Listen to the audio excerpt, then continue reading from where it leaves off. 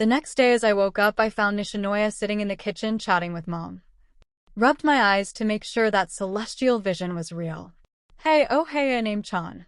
He cheerfully spoke as he saw me. He then showed a really cute grin that made my senses wake up all at once. Oh hey, I stuttered as I sat next to him in my pajamas. After a silence followed, my mother's words made me freeze. "Congrats.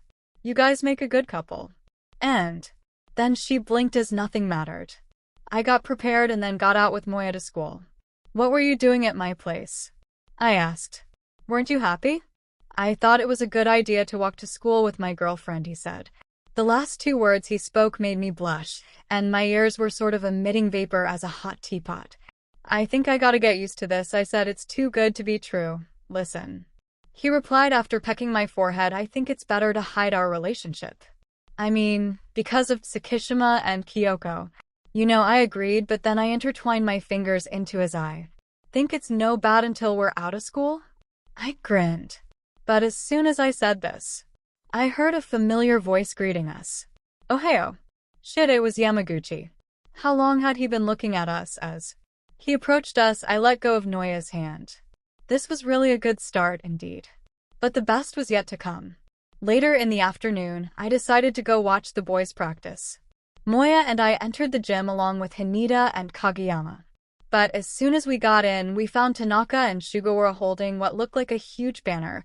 "Congrats you brats" was the writing onto it. 3 o'clock. "Hey." My best bro bellowed as a welcome. "We're so happy about it." "About what?" Tsukishima asked as soon as he entered the gym with Yamaguchi. "Aw crap." I looked at Tanaka and tried to make him understand he had to shut up about me and Noya, with Tsukishima especially.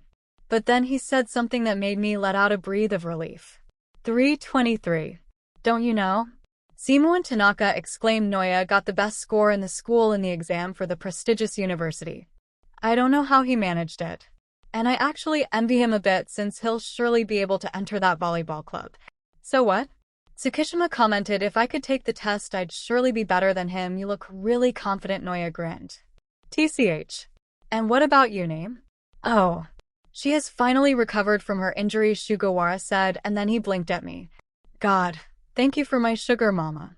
Tsukishima didn't look really persuaded about it. But suddenly Kyoko entered the gym. She looked like she had been running since she was panting. Everybody, as usual when she made her appearance in the gym, looked at her in silence before she started talking. I hadn't seen her like that.